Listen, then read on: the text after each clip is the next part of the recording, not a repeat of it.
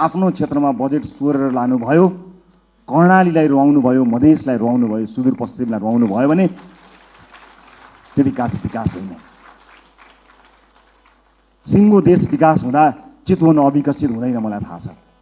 त्यसकारणले हाम्रो ध्यान सिङ्गो देशको विकासमा जाने हो, क्षेत्रगत कुरामा होइन। यद्यपि कतिपय क्षेत्रहरू अत्यन्त संवेदनशील हुन्छन्, कतिपय चिजहरू महत्त्वपूर्ण हुन्छन्।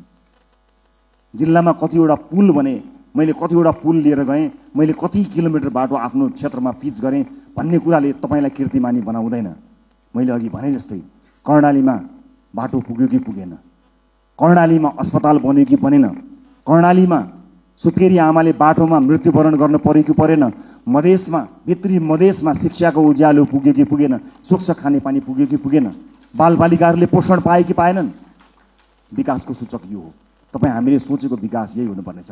अर्को पटक मैले चुनावमा बाटो लगिनँ भने, मैले अर्को पटक चुनाव जित्दिनँ भनेर तपाईँ आजदेखि लाग्नुभयो भने मैले फेरि पनि राइट टु रिकलको व्यवस्थाको बारेमा सम्झना गराउनु पर्ने हुनेछ। साथी हो, एउटा चुनावबाट अर्को चुनावका लागि होइन, एउटा पुस्ताबाट अर्को पुस्ताका लागि लडेका हौँ हामी। अर्को चुनाव जितौँ नजितौँ त्यो सरकारको विषय भएन, तर अर्को पुस्ताले हार्नु हुँदैन साथी हो। धेरै पुस्ताले हारिसकेपछि हामी एउटा आशा अपेक्षाको दियो बाल्न सफल भएका छौँ। यसलाई निभ्न नदिनु होला। सभापतिका रूपमा म तपाईँहरूसँग सँगै छु। म लोकतान्त्रिक पद्धतिलाई विश्वास गर्छु, वर्तमान व्यवस्था वर्तमान संविधानप्रति प्रतिबद्ध छु। शासकीय स्वरूपमा सामर्थ्य पुग्दा केही न केही सुधार चाहिएको छ भन्ने कुराको हामीलाई हेक्का छ, तर वर्तमान व्यवस्था, वर्तमान परिवर्तन, वर्तमान संविधानप्रति हाम्रो प्रतिबद्धता डगमगाएको छैन, डगमगाउनेवाला पनि छैन र यहाँहरूले पनि त्यसलाई डगमगाउन दिनुहुने छैन भन्ने मैले विश्वास लिएको छु। इतिहास रचनामा एउटा मान्छे, एउटा नेताको हात हुँदैन, एउटा पार्टीको हात हुँदैन। इतिहासको कालखण्डदेखि यहाँसम्म विभिन्न पुराना राजनीतिक दल र नेताहरूले त्याग र तपस्या गरेर आज हामीलाई यो दिन ल्याउनु भएको छ। उहाँहरूका कयौँ व्यतिथिहरूप्रति हाम्रो प्रश्न हो, तर इतिहासले उहाँहरूले दिनुभएको योगदानलाई नजरअन्दाज गर्ने, त्यसलाई अपमानित गर्ने हक हामी कसैलाई पनि छैन। म ससम्मान इतिहासमा उहाँहरूले दिनुभएको योगदानका लागि उहाँहरू सबैलाई स्मरण गर्न चाहन्छु। पुराना राजनीतिक दल, पुराना सम्पूर्ण नेतागणहरूलाई म यही मञ्चबाट धन्यवाद दिन चाहन्छु र म यति भन्न चाहन्छु, इतिहास तपाईँले लेख्नुभयो, भविष्य हामी बनाउँछौँ। हाम्रा अभिव्यक्तिहरूमा कुनै पनि राजनीतिक दल र विपक्षीहरूप्रति कटाक्ष भयो भने त्यो अनर्थ हुन जानेछ। आज विजयीको उन्मादमा हाम्रा समर्थक साथीहरूले विजयी भएका कारण, अत्यधिक मत आएका कारण विपक्षीहरूप्रति विभिन्न माध्यमहरूमा, सञ्चार माध्यम लगायत सार्वजनिक माध्यमहरूमा जुन ढङ्गले अभिव्यक्ति दिइरहनु भएको कता कता देखिएको छ, त्यो कदापि स्वीकार्य छैन। विजेता हुनुको अर्थ जिम्मेवार हुनु हो, विजेता हुनुको अर्थ छाडा हुनु होइन। विजेता हुनुको अर्थ विपक्षीहरूलाई कटाक्ष गर्ने अधिकार प्राप्त गर्नु होइन, त्यो लोकतन्त्रको चरित्र होइन। त्यसकारणले हामीलाई माथि धेरै आरोप लागेको छ। आज तपाईँहरू सबैलाई साक्षी राखेर म यो आरोपलाई खण्डन गर्ने जिम्मेवारी तपाईँहरूको काँधमा पनि बाँड्न चाहन्छु कि रासोपालाई प्राय अराजक छन्, रासोपा समर्थकहरू अत्यन्त धेरै असहिष्णु छन्, सामाजिक सञ्जालमा गाली गलोजमा उत्रन्छन्, व्यक्तिगत गाली गलोजमा उत्रन्छन्, छुनै हुँदैन, बोल्नै हुँदैन, गाली गरिहाल्छन्। त्यस किसिमको एउटा छवि बनेको छ। म सम्पूर्ण समर्थक साथीहरूलाई बताउन चाहन्छु, अब त्यसबाट बाहिर निस्कनुपर्छ। रासोपाले प्रशिक्षण गर्न पाएको छैन। 3 वर्षमा आक्रमण झेल्दै आएको रासोपाले आफ्ना सदस्य साथीहरूलाई राम्रोसँग प्रशिक्षित गर्न पाएको छैन। तर यही समाजका पात्रहरू भएको हुनाले तपाईँले समाजका विभिन्न तह र तबकामा लिनुभएको प्रशिक्षणले तपाईँको व्यक्तिगत आचरणलाई देखाउँछ। त्यसकारणले सम्पूर्ण रासोपा समर्थक साथीहरूलाई म जिम्मेवार भएर अभिव्यक्त हुन सामाजिक सञ्जाल, सामाजिक प्लेटफर्महरूमा, सार्वजनिक प्लेटफर्महरूमा अत्यन्त जिम्मेवार भएर प्रस्तुत हुनको लागि अनुरोध गर्न चाहन्छु। यो रासोपाले जितेको होइन, यो देशले जितेको हो। हामीले प्रमाणित गर्नुपर्नेछ। रासोपाको माध्यमबाट देशले जितोस् भनेर आम नागरिकले हामीलाई भोट दिएका हुन्। त्यसकारणले यो जित केवल रासोपा समर्थक, रासोपा भोटरको मात्र होइन, यो जित सम्पूर्ण देशको हुनुपर्नेछ। त्यसका लागि तपाईँ हामीले काम गर्नुपर्नेछ। अबको 5 वर्ष सहज हुनेवाला छैन। हिजोका सांसदहरूको जस्तै गतिविधि या हिजोका मन्त्रीहरूको जस्तै गतिविधि र तिनै निरन्तर त्यही चिजको निरन्तरता यो हो भन्ने जो कोहीलाई परेको छ भने कृपया त्यो होइन। अति संवेदनशील समयमा अत्यन्त धेरै मेहनत गर्नुपर्ने समयमा हामी उभिएको हुनाले फेरि पनि तपाईँहरूलाई मेहनतका साथ अगाडि बढ्नको लागि म हार्दिक अनुरोध गर्न चाहन्छु। अन्त्यमा निर्वाचन जित्नका लागि पार्टीका विभिन्न तह र तबकामा रहेर काम गर्नुहुने सम्पूर्ण साथीहरूलाई म धन्यवाद दिन चाहन्छु। समानुपातिक साथीहरूलाई कतिपय मानिसहरूले तिमीहरू त समानुपातिक हौ, प्रत्यक्ष होइनौ भनेर अलिकति फरक ढङ्गले हेर्न खोजेको देखिन्छ। म त्यसलाई विभेद भन्छु। म त्यस्ता विभेद पार्टीभित्र नहोस् भन्ने चाहना राख्न चाहन्छु।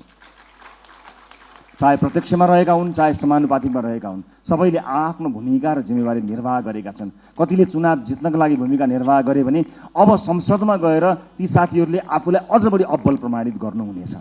हरेक पेसा, व्यवसाय, क्षेत्र, लिङ्ग सबैको प्रतिनिधित्व गरेर विशाल राष्ट्रपुरा परिवारमा आउनुभएका तपाईँ साथीहरूलाई सुपर लास्ट एउटै कुरा के भन्छु भने हामी समय र परिस्थितिले एक ठाउँमा जोडिएका हौँ। हामी यो राजनीतिक दल थिएन, हामी यहाँ गोलाकार हुने थिएनौँ भने अलग किसिमका मानिसहरू थियौँ। हाम्रा साथीभाइ अलग थिए, हाम्रो सङ्गत अलग थियो, हाम्रो काम अलग थियो, हाम्रो पेसा अलग थियो। तर परिस्थितिले हामीलाई यहाँ जोडेको हो। जोडिसकेपछि एज अ टिम प्लेयर, एउटा सामूहिक खेलाडीका रूपमा तपाईँ हामीले काम गर्नुपर्नेछ। व्यक्तिगत रूपमा कसैको आचरण, बानी व्यवहार, स्वभाव हामीलाई मन पर्नु नपर्नु बेग्लै कुरा हो।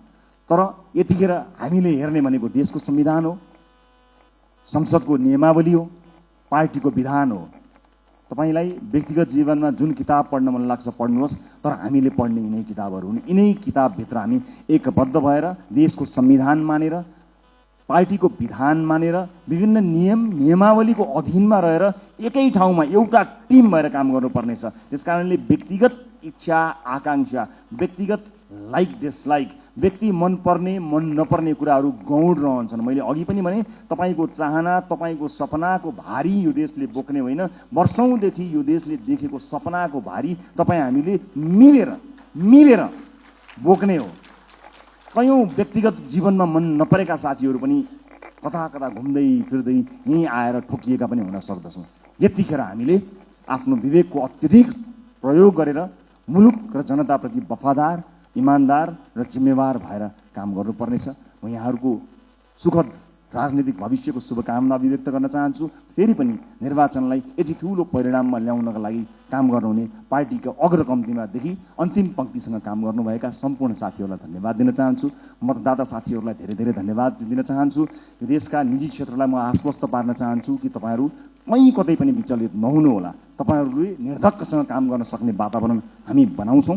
विदेशमा लगानी ल्याउनको निमित्त विदेशमा रहेका नेपाली डायस्पोराका साथीहरूलाई म यही मञ्चबाट आह्वान गर्न चाहन्छु, आउनुहोस्, मिलेर काम बनाऊ। देश निर्माणको यो महान अभियानमा तपाईँहरूको साथ हामीलाई चाहिएको छ। सँगै मिलेर हामी थिति बसाल्ने सङ्कल्प गर्न सक्छौँ। अन्तर्राष्ट्रिय समुदायलाई पनि म यति भन्न चाहन्छु कि नेपाल लगानी गर्नका लागि सुरक्षित देश छ। तपाईँ र तपाईँको लगानी यो देशमा सुरक्षित हुन्छ। निर्धक्क हुनुहोला, कुनै किसिमको बाधा अडचन हुने छैन। तपाईँलाई कुनै अमुक नेता वा पार्टीले संरक्षण गर्दैन, तपाईँलाई देशको नीतिले, हाम्रो नीतिले संरक्षण गर्नेछ। नीतिगत रूपमा तपाईँ हामी संरक्षित हुनेछौँ। देशको विश्वविद्यालयहरूले काँचुली फेर्नुपर्नेछ, उद्योग कल कारखाना चल्नुपर्ने हुनेछ, देशमा कामधन्दा निरन्तर चल्नुपर्नेछ, इम्प्लोइमेन्ट क्रिएट गर्नुपर्नेछ। यी यावत जिम्मेवारीहरू पुरा गर्नको निमित्त हामी सक्षम भएर काम गर्नेछौँ। मुलुक नयाँ मान्छेहरूको हातमा गयो, कहीँ अप्ठ्यारोमा पर्छ कि लोकतन्त्र पो खतरामा पर्छ कि कहीँ कतै अलिकति अधिनायकवाद आउँछ कि जस्ता जुन शङ्का, भ्रम या आशंकाहरू कहीँ कतै भएको छ, म सबै चासो राख्ने, सरोकार राख्ने सबैलाई बताउन चाहन्छु कि मुलुक राम्रो हातमा छ। We will handle it with care.